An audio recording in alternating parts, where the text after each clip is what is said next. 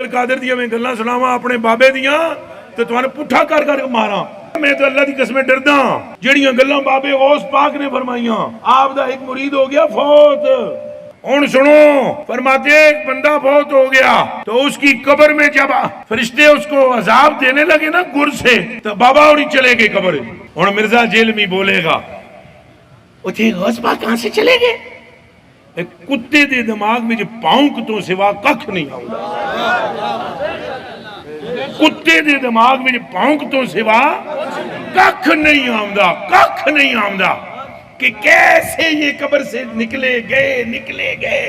بابے اور ہی فرمانے ہیں بھائی وہ مرید تھا میرا غوث پاک، تو میں نے اپنے رب سے کہا پروردگارہ نسبت میری ہے انہوں چھڑ دے. تو اللہ پاک نے فرمایا یہ گل بڑی لمبی ہے میں وچوں حذف کر رہا ہوں. اللہ پاک نے ارشاد فرمایا فرشتیوں ہٹ جاؤ پیچھے. عبد القادر وچ پہ گئے. اللہ اکبر. ہم اکثر سنتے ہیں کہ اللہ تعالیٰ نے ساری کائنات رسول اللہ کے لیے بنائی ہے صلی اللہ علیہ وآلہ وسلم، لیکن سورۃ الجاثیہ میں اللہ نے فرمایا کہ زمین و آسمان جو کچھ ہے اس کے درمیان یہ سب تمہارے لیے مسخر کر دیا. کائنات تو رسول خدا کے لیے بنائی گئی تھی. میرے بھائی یہ ایک روایت ہے المستدرک للحاکم کے اندر، اور یہی وہ شیخ زکریا کاندلوی نے تبلیغی جماعت والے فضائل اعمال میں بھی لی ہے. اور اندازہ کریں روایت ضعیف روایت تھی، نیچے عربی میں سارا لکھا ہوا ہے کہ یہ روایت صحیح نہیں ہے، لیکن وہ عربی میں لکھا ہوا ہے. اردو میں روایت لکھی ہوئی ہے، وہ پوری دنیا میں پڑھ پڑھ کے سنا رہے ہیں کہ آدم علیہ السلام کی توبہ جو ہے رسول اللہ کے وسیلے سے قبول ہوئی.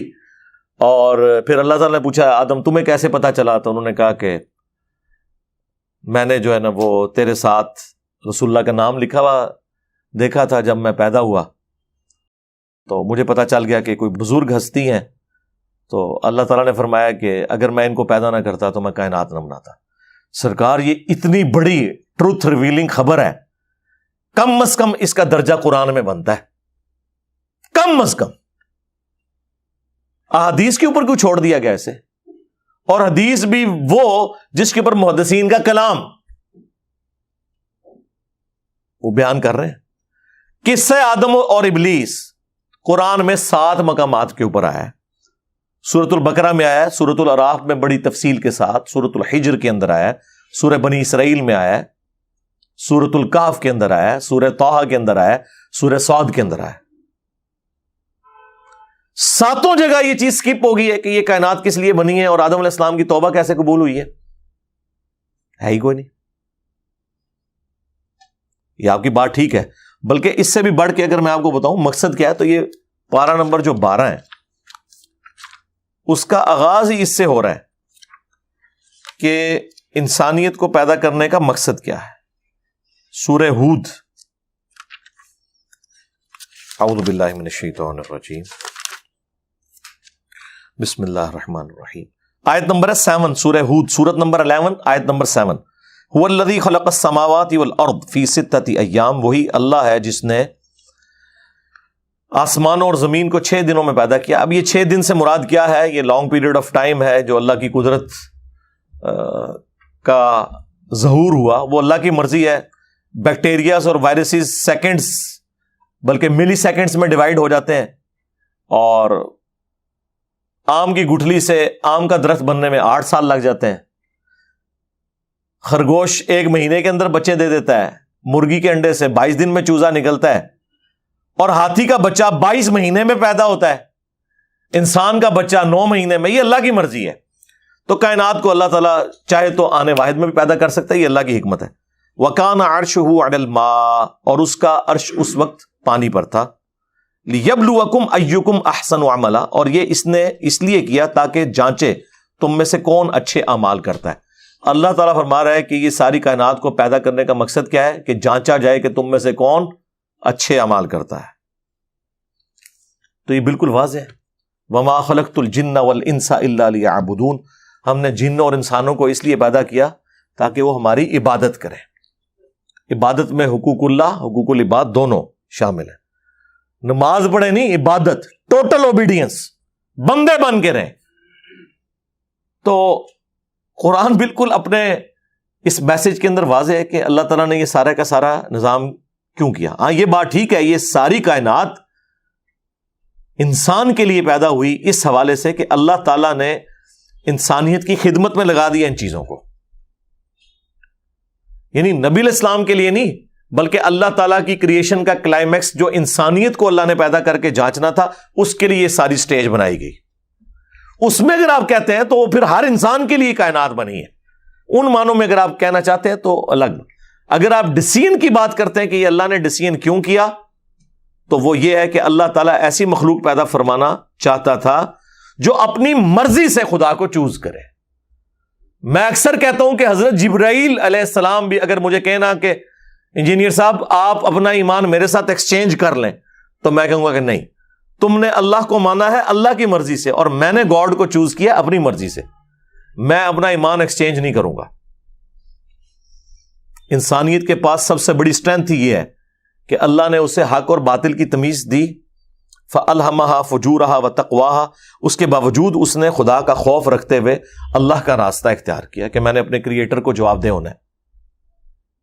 یہ وہ خوبی ہے جو کسی فرشتے کو بھی حاصل نہیں ہے. تو انسانیت کو ناز ہے اس چیز کے اوپر, ہونا چاہیے.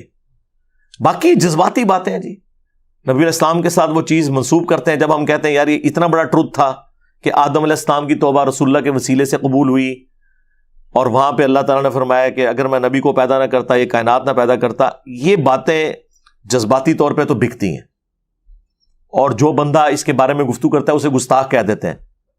تو ان کے لیے پھر میں نے ہی پھکی تیار کی ہوئی ہے. کیا عیسیٰ ابن مریم کو اللہ کا بندہ کہنا عیسیٰ ابن مریم کی گستاخی ہے؟ کرسچن سے پوچھیں وہ تو کہیں گے گستاخی ہے. وہ کہتے ہیں کم از کم خدا یا خدا کا بیٹا کہو. ان کی تو تسلی نہیں نہ ہو رہی. تو کیا ہم نے کرسچنز کی تسلی کروانی ہے یا ہم نے وہ بات ماننی ہے جو اللہ تعالیٰ نے وحی کے اندر بیان کی ہے؟ اللہ تعالیٰ فرماتا ہے لقد کفر الذین قالوا ان اللہ هو المسیح ابن مریم, بے شک وہ کھلا کفر کر رہے ہیں کہ جو کہہ رہے ہیں کہ عیسیٰ ابن مریم ہی اللہ ہے. وقال المسیح, جبکہ مسیح تو خود کہا کرتے تھے یا بنی اسرائیل, اے اولاد یعقوب, اعبدوا اللہ ربی و ربکم, عبادت کرو اس اکیلے اللہ کی جو میرا بھی رب ہے اور تمہارا بھی رب ہے. انہ من یشرک باللہ فقد حرم اللہ علیہ الجنہ ومأواہ النار وما للظالمین من انصار, بے شک جو کوئی اللہ کے ساتھ شرک کرے گا اللہ تعالیٰ نے اس پہ جنت حرام کر دی ہے, اس کا ٹھکانہ جہنم کی آگ ہے, وہاں پر اس کا کوئی مددگار نہیں ہوگا. عیسیٰ ابن مریم کی صفائی اللہ تعالیٰ دے رہا ہے کہ وہ تو موحد تھے, انہوں نے کبھی شرک کی تعلیم نہیں دی. لیکن منوائیں کرسچنز کو, وہ کہیں گے نہیں ہم تو نہیں, یہ تو آپ شان گھٹا رہے ہیں. تو سرکار جو کچھ آپ سوچتے ہیں دوسرے بھی یہی کچھ سوچتے ہیں. اور آپ کے نبی نے کیا فرمایا, صحیح بخاری میں حدیث ہے, دیکھنا میری شان کو اس طرح بلند نہ کرنا جس طرح نصارہ نے اپنے پیغمبر کو بڑھا دیا تھا.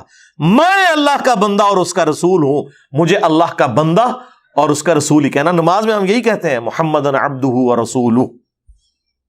اگر رسول اللہ کا یہ اسٹیٹس ہے نا تو تواڈے بابے تے شاہی کوئی نہیں سرکار. ہاں, کیونکہ میرے نبی سا ہے ہی کوئی نہیں, تیرے بابے تے شاہی کوئی نہیں. تم لوگ کہتے ہو چھڑ دو عبد القادر وچ پی گیا جے. عبد القادر دیاں میں گلاں سناواں اپنے بابے دیاں تے تواں پٹھا کر کر ماراں. میں تو اللہ دی قسم ڈردا جڑیاں گلاں بابے غوث پاک نے فرمائیاں. آپ دا ایک مرید ہو گیا فوت. ہن سنو, فرماتے ایک بندہ فوت ہو گیا تو اس کی قبر میں جب فرشتے اس کو عذاب دینے لگے نا گر سے, تو بابا اور چلے گئے قبر. ہن مرزا جیلمی بولے گا وہ جی غوث پاک کہاں سے چلے گئے؟ ایک کتے دے دماغ میں جو پاؤنک تو سوا ککھ نہیں آؤں.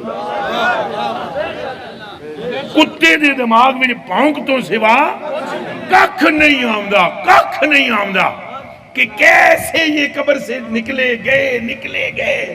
بابے اور ہی فرمانے ہیں بھائی وہ مرید تھا میرا غوث پاک, تو میں نے اپنے رب سے کہا پروردگارہ نسبت میری ہے انہوں چھڑ دے. تو اللہ پاک نے فرمایا یہ گل بڑی لمبی ہے میں وچوں حذف کر رہا ہوں. اللہ پاک نے ارشاد فرمایا فرشتیوں ہٹ جاؤ پیچھے. عبد القادر وچ پہ گئے. اللہ اکبر. عبد القادر نے روح کھولی, اور سرکار تو آڑے بابیاں نو کھنگن نہیں دینا کسی نے. اچھا دوسری طرف یہی آپ کو حدیث سناتے ہیں بخاری مسلم سے کہ قیامت کے دن انبیاء بھی کہہ رہے ہوں گے نفسی نفسی، آج مجھے اپنی جان کی فکر ہے، آج مجھے اپنی جان کی فکر ہے۔ حضرت آدم علیہ السلام کہیں گے آج مجھے فکر ہے کہ میں نے اللہ تعالیٰ کی نافرمانی کی تھی۔ حضرت موسیٰ علیہ السلام کہیں گے مجھ سے بندہ مر گیا تھا۔ حضرت نوح علیہ السلام کہیں گے میں نے اپنے کافر بیٹے کے لیے دعا کر دی تھی۔ حضرت ابراہیم علیہ السلام اپنے 3 وہ توریتن جو جھوٹ ہیں، جھوٹ کی کیٹیگری میں نہیں آتے، جائز ہیں، پھر بھی اللہ سے ڈرتے ہوئے کہیں گے آج مجھے وہ یاد آ رہے ہیں۔ اور عیسیٰ ابن مریم کہیں گے آج ایک شخص ایسا ہے کہ جس کی اگلی اور پچھلی ساری خطائیں اللہ نے معاف کر دی ہیں، تم محمد رسول اللہ کے پاس جاؤ صلی اللہ علیہ وآلہ وسلم۔ سرکار جہاں انبیاء کا یہ سٹیٹس ہے کہ وہ نفسی نفسی کر رہے ہیں، اتنے تواڈے بابے کتنے آ گئے؟ اس کا مطلب ہے یہ اپنے بابوں کو انبیاء سے بھی بڑا سمجھتے ہیں۔ تو میرا خیال ہے آپ کے بابوں کے ماننے والوں کے لیے، چلو بابوں کو ہم کچھ نہیں کہتے، اس نے زن رکھ لیتے ہیں، ماننے والوں کے لیے ان بابوں کی بزرگی فارغ کرنے کے لیے اتنا ہی کافی ہے کہ آپ انہیں نبیوں سے بڑھا رہے ہیں۔ پیچھے کیا بات رہے گی؟ تو یہ جذباتی جملے ہیں، بولنے دیں ان کو۔ یہ تو اپنے بزرگوں کے بارے میں بھی کہتے ہیں جی، مریدوں کے مرید، وہ کہتے ہیں جی عبد القادر جیلانی نے کہا کہ میں اس وقت تک جنت میں داخل نہیں ہوں گا جب تک سارے مرید نہ لے جاؤں۔ کتنے؟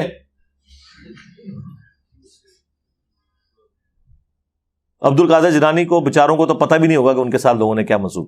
مجھے بتائیں جیزس کرائسٹ کے ساتھ جو کچھ ہوا، انہیں پتا ہے کہ ان کے ساتھ کیا ہوا ہے؟ ان کو کیا پتا ہے؟ قرآن میں اللہ نے فرمایا، سورۃ المائدہ کا آخری رکوع پڑھ لیں، اللہ تعالیٰ فرماتا ہے قیامت کے دن ہم عیسیٰ ابن مریم کو کھڑا کریں گے اور ان سے پوچھیں گے کیا تو نے لوگوں سے کہا تھا کہ تجھے اور تیری ماں کو اللہ کے سوا معبود چن لیا جائے؟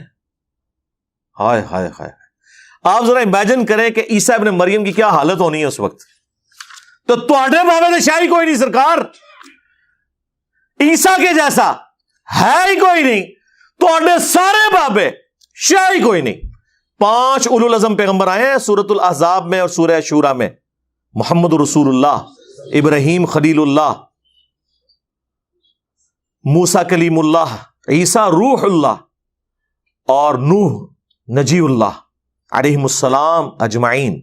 یہ 5 انبیاء میں بھی اولو العزم پیغمبر ہیں، ان میں سے ایک عیسیٰ ابن مریم ہے، اور ان کا سٹیٹس اللہ تعالیٰ نے سورۃ المائدہ کے آخری رکوع میں بتا دیا ہے کہ قیامت کے دن اللہ تعالیٰ ان سے پوچھے گا۔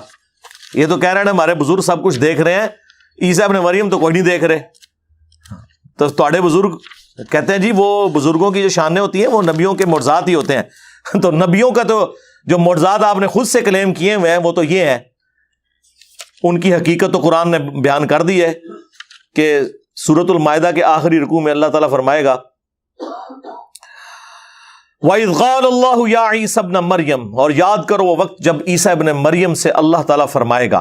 ویسے یہاں پاسٹ ٹینس کا صیغہ آیا ہے، عیسیٰ سے فرمایا اللہ نے، لیکن یہ قرآن کا اسلوب ہے کہ وہ مستقبل کے واقعات کو بھی ماضی کے صیغوں میں ایڈریس کرتا ہے، یہ بتانے کے لیے کہ یہ ڈیفینیٹ ہے۔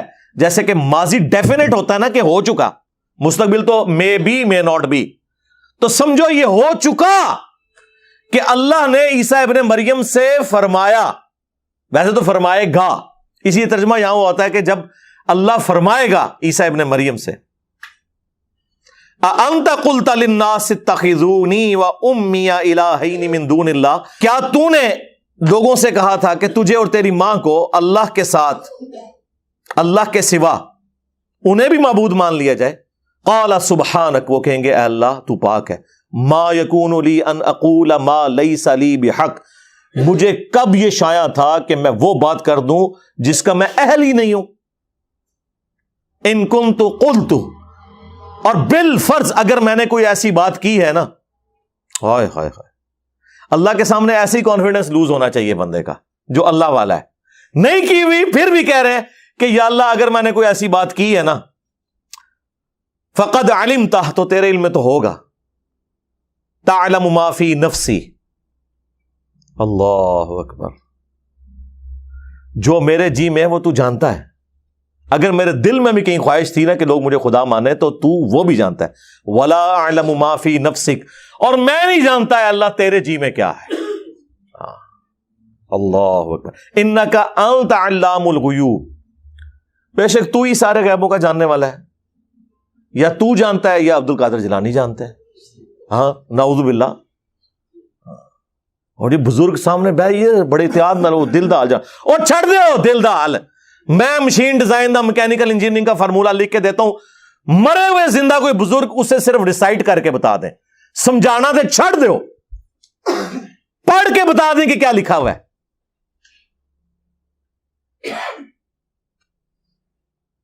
ما قلت لهم الا ما امرتنی، میں نے تو ان سے کچھ نہیں کہا سوائے اس کے جو تو نے مجھے حکم دیا تھا. حکم وہی ہے ان اعبدوا اللہ، کہ عبادت کرو اللہ کی. الا ما امرتنی بہ، جس کے ساتھ تو نے مجھے حکم دے کے بھیجا. ان اعبدوا اللہ، عبادت کرو اللہ کی. ربی و ربکم، جو میرا بھی رب ہے اور تمہارا بھی. وکنت علیہم شہیدا ما دمت فیہم، اور میں ان پر اس وقت تک تو گواہ تھا جب تک میں ان میں موجود تھا. اس وقت تو میری ذمہ داری ہے، میرے سامنے تھے، میرے سامنے کوئی اس طرح کا کام ڈالا ہوتا تو میں انہیں پوچھ لیتا. فلما توفیتنی، جب تو نے مجھے پورا کر دیا یعنی اٹھا لیا. موت بھی مانا ہو سکتا ہے، لیکن عیسیٰ ابن مریم کے حوالے سے تو باقی آیات گواہ ہیں سورۃ النساء کی، الگ سے ایک ٹاپک ہے. کنت انت الرقیب علیہم، تو اس وقت پھر تو ہی ان پر گواہ تھا. وانت علی کل شیء شہید، اور ہر چیز پر گواہ بھی تو صرف تو ہی ہو سکتا ہے نا یا اللہ. سرکار یہ جو آیت ہے نا کہ جب تک ان میں موجود تھا ان پر گواہ تھا، میرے بعد جو انہوں نے کام ڈالا نا تو تیرے علم میں ہے میرے علم میں نہیں ہے. یہ سیم الفاظ بخاری مسلم میں رسول اللہ نے اپنے بارے میں بھی استعمال کیے ہیں کہ قیامت کے دن میرے حوض کوثر پر میرے صحابہ میں سے بعض لوگ لائے جائیں گے جو حضور کی زندگی میں مسلمان تھے، بعد میں کفر اختیار کیا، جو حضرت ابوبکر کے زمانے میں مرتد ہو گئے تھے قبائل. بخاری مسلم میں آیا. مرتد وہی ہوتا ہے نا جو رسول اللہ کے زمانے میں مسلمان تھا. تو رسول اللہ کہتے ہیں کہ میں ان کو شکلوں سے پہچان رہا ہوں گا کہ یہ میرے صحابہ ہیں، لیکن حضور کو نہیں پتا ہوگا، بعد میں انہوں نے کام ڈال دیا. میں کہوں گا اصحابی اصحابی، یہ تو میرے صحابہ ہیں. میں حوض کوثر سے جب انہیں پلانے لگوں گا تو ان کے اور میرے درمیان ایک آڑ قائم کر دی جائے گی، اور فرشتے کہیں گے یا رسول اللہ آپ کو نہیں پتا آپ کے بعد انہوں نے کیا کیا، یہ دین سے الٹے قدم پھر گئے تھے. تو حضور فرماتے ہیں، آپ تو کہتے ہیں نا حضور تو پھر زبردستی بخشوا لیں گے. حضور کہیں گے سحقن سحقن لمن غیر بعدی، سحقن سحقن لمن بدل بعدی، ان پہ پھٹکارو، ان کو مجھ سے دور کر دو جنہوں نے میرے بعد میرے دین کو بدل دیا. حضور کے لیے دین کی اتنی امپورٹنس ہے کہ بھاڑ میں گئے تم لوگ اگر تم رسول اللہ کے دین کا مذاق اڑا رہے ہو. نبی اسلام کسی کی سفارش نہیں کریں گے، الٹا دھتکار دیں گے. اور بخاری مسلم کے الفاظ ہیں، جب میں انہیں دھتکاروں گا نا تو میں بھی اس وقت پھر وہی کہوں گا جو عبد صالح عیسیٰ ابن مریم کہہ رہے ہوں گے. پھر حضور نے یہ آیت تلاوت کی، اللہ اکبر، وَكُنْتُ عَلَيْهِمْ شَهِيدًا مَا دُمْتُ فِيهِمْ، اے اللہ میں ان پر اسی وقت تک گواہ تھا جب تک ان میں موجود تھا. جب تو نے مجھے اٹھا لیا پھر یہ اپنے اعمال کے خود جواب دیں. رسول اللہ کہہ رہے ہیں میں بھی یہی بات کروں گا جو عیسیٰ کہہ رہے ہوں گے. سیم ریپلیکا اس امت میں بھی ہونے والا ہے. اور یہ صرف صحابہ کے بارے میں نہیں، وہ صحابہ جو قانوناً صحابہ، بلکہ امتیوں کے بارے میں بھی ہے. حضور کہیں گے میرے امتی بھی آئیں گے، میں کہوں گا امتی امتی. ہاں جی، یہاں لوگ کیا کہتے ہیں جی خدا کا پکڑا چھڑائے محمد، محمد کا پکڑا چھڑا کوئی نہیں سکتا. محمد نے تو نہیں پکڑنا ہے، تسی اللہ کو بھی نسے ہو توحید وچ، اور رسول اللہ کی امامت کا انکار کر کے تم نے لوگوں کے بنائے ہوئے اماموں کو اپنا امام مانا ہے. تم لوگوں کو رسول اللہ نہیں پکڑ رہا ہے، انشاءاللہ بے فکر ہو جاؤ. خدا نے تو بعد میں پکڑنا ہے، پہلے رسول اللہ نے تمہیں دھتکارنا ہے، پھر اللہ نے اوندا منہ کر کے جہنم میں پھینکنا ہے اگر اپنی اصلاح نہ کی. اللہم اجرنا من النار. رضیت باللہ ربا وبالاسلام دینا وبمحمد نبیا ورسولا. آمین. اللہم من احییتہ منا فاحیہ علی الاسلام ومن توفیتہ منا فتوفہ علی الایمان. آمین. اے اللہ پھر تو ہی ان پر گواہ تھا. ان تعذبہم، اگر تو اب انہیں عذاب دے، فانہم عبادک، تو یہ تیرے بندے ہیں یا اللہ. اللہ اکبر. وَإِن تَغْفِرْ لَهُمْ، اگر تو انہیں بخش دے، فَإِنَّكَ أَنْتَ الْعَزِيزُ الْحَكِيمُ، تو بے شک تو ہر چیز پر غالب ہے، حکمت والا ہے. یعنی یہاں پہ سفارش کوئی نہیں کی انہوں نے، پتہ حضرت عیسیٰ کو بھی ہے کہ مشرک کی کہاں سے بخشش ہونی ہے. بس اللہ کی قدرت کا اظہار کیا کہ اللہ تیرے بندے ہیں، چاہے انہیں بخش دے چاہے جو مرضی کر، تیرے تو اختیار میں ہے، میں کوئی انہیں آن نہیں کرتا. قال اللہ، تو اللہ تعالیٰ فرمائے گا ھذا یوم ینفع الصادقین صدقہم، آج کا دن وہ ہے کہ جب سچے لوگوں کو ان کے سچے عقیدے ہی نفع دے سکیں گے. ہاں شکر ہے یہ جواب اللہ تعالیٰ کا آ گیا ہے. مجھے بڑی تشنگی رہتی ہے اگر یہاں پہ بات ختم ہو جاتی نا کہ عیسیٰ ابن مریم کہیں گے یا اللہ تیرے بندے چاہے تو انہیں معاف کر دے یا بخش دے, اور آگے روئے سخن بات کا بدل جاتا تو پھر بھی کوئی نہ کوئی بزرگ بابا بیچ میں ٹھہر جاتا.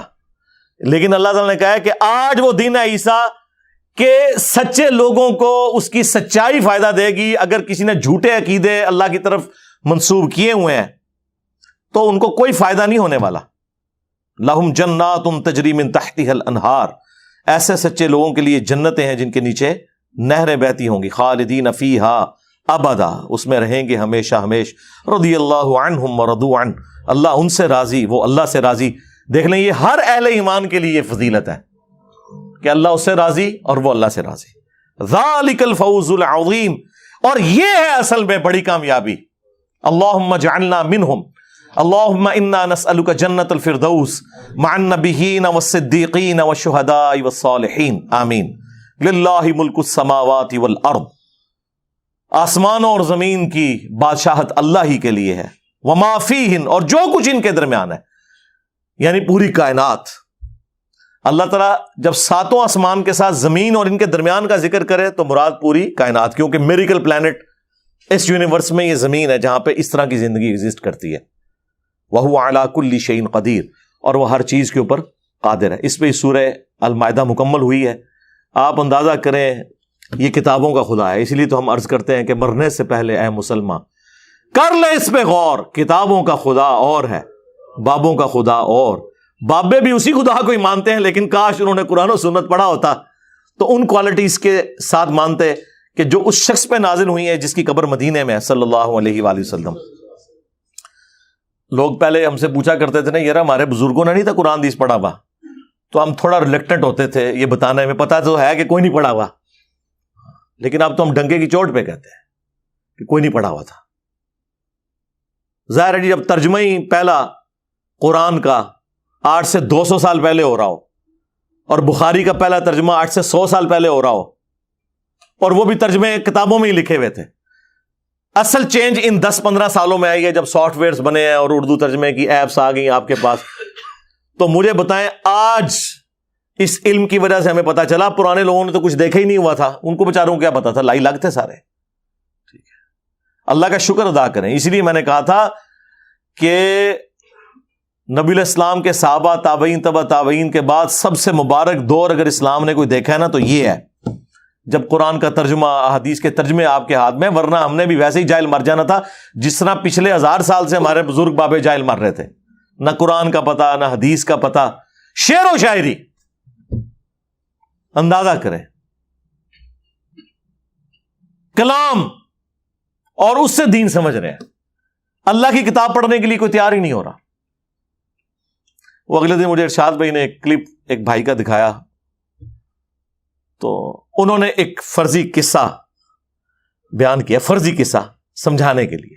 جیسے مولانا روم نے بھی اچھے قصے بیان کیے اور بڑی کہانیاں بھی گھڑی ہیں انہوں نے موسیٰ علیہ السلام کے بارے میں, جو جی بندے کا گوشت چاہیے ہے, اللہ تعالیٰ نے انسانی گوشت چاہیے ہے. ایک کہانیاں چھڑ کے وہاں پہ بھی بڑے اصلاحی واقعات ہیں مثنوی کے اندر. جھوٹ بھی بہت ہے, گمراہیاں بھی بہت ہیں, شرکیہ چیزیں بھی بہت ہیں. تو وہ بھائی بتا رہے تھے کہ انہوں نے ایک فرضی اپنی پوسٹ کو ہی لگائی کہ جی میں نے وہ ہیر رانجھا ہے نا, ایک فیمس پنجاب کے اندر سٹوری ہے عشق مشوقی, عشق مجازی. اچھا دیکھیں یہ سارے مولوی اور صوفی عشق مجازی سے عشق الہی کی طرف جاتے ہیں. مجھے بتائیں قرآن و حدیث میں کہیں عشق مجازی سے عشق الہی کی طرف جانے کا ذکر موجود ہے کہ نبی علیہ السلام کے صحابہ کرام جو ہیں وہ اس طریقے سے اوپر جاتے تھے؟ اور اس میں تو انہوں نے پھر لمٹس بھی کراس کر دی ہوئی ہیں. یہ مادو لال حسین, مادو لال ایک لڑکا تھا جس پہ حسین نام کا ایک صوفی بزرگ عاشق ہوا تھا. ہاں جا کے پوچھ لیں, خود وہ فخریہ بیان کرتے ہیں. اور انہوں نے کہا تھا تیرے لیے آنر ہے کہ میرے نام سے پہلے تیرا نام بولا جائے گا. جی اللہ تک پہنچے ہوئے سر, جو ذلیل طریقے. ٹھیک ہے جی, یہ اس لیول پہ یہ سارے لوگ کام. تو وہ کہتے ہیں کہ میں نے ہیر کے مزار پہ ایک 70 سال کا بابا دیکھا جو رو رو کے دعا کر رہا تھا. تو کہتے ہیں میں اس کے قریب ہوا. اب یہ وہ سمجھانے کے لیے ایک فرضی واقعہ انہوں نے لکھا ہے, تو کہ میں سنوں یعنی انہوں نے کسی عورت کا، فیمیل کا ذکر کیا کہ وہ پاس ہوئی کہ میں سنوں کہ بابا جی کیا یہاں رو رو کے دعائیں کر رہے ہیں. کوئی بابا جی بھی کوئی ناکام عاشق ہیں اپنے زمانے کے. اما ہیر کی قبر کے اوپر کیا وہ دعائیں کر رہے ہیں؟ اما ان کی، ماری نہیں تو انو اس طرح دی ماما مبارک ہون. تو وہ دعا یہ کر رہے تھے، اے اللہ ایس ہیر ورگی بہن کسی نو نہ دیں، اس ورگی یعنی اس جیسی بہن کسی کو نہ دینا، اس طرح کی بیٹی کسی کے گھر پیدا نہ کرنا، اس طرح کی بیوی کسی کو نہ دینا، اس طرح کی بدبخت قسم کی عورت. اچھا وہ کہتے ہیں جب میں نے یہ پوسٹ لگائی ہے تو لوگوں نے مجھے گالیاں نکالنی شروع کر دی کہ آپ گستاخ ہو گئے ہیں اما ہیر کے. انہیں پھر اگلی پھکی دی تھی، اس نے پھر نیچے لکھا کہ جو مجھے اس بات کے اوپر کرٹیسائز کر رہے ہیں، اے اللہ ان ساروں کے گھروں میں، ان کی آنے والی نسلوں میں اس طرح کی ہیرے پیدا ہوں. تو لوگوں نے اور گالیاں نکالنی شروع کر دی. وہ ایک جگہ ٹھہرو نا، اگر آن کر رہے ہو تو کہو آمین آن میں. تو یہ میرا خیال ہے ایک بڑا اچھا طریقہ ان کا سمجھانے کا. انہوں نے بڑے اچھے طریقے سے میسج دیا کہ جس کی آپ تعظیم کر رہے ہو، خواہش نہیں کر رہے کہ اس طرح کی بچی تمہارے گھر میں پیدا ہو، ٹھیک ہے، لیکن دوسری طرف ہماری کیا خواہش نہیں ہوگی کہ سیدہ فاطمہ، سیدہ زینب، سیدہ عائشہ رضی اللہ عنہم اجمعین وعلیہم السلام اجمعین اس طرح کی بچیاں مسلمانوں کے گھروں میں پیدا ہوں. تو سرکار انہیں رول ماڈل بناؤ. ٹھیک ہے جی.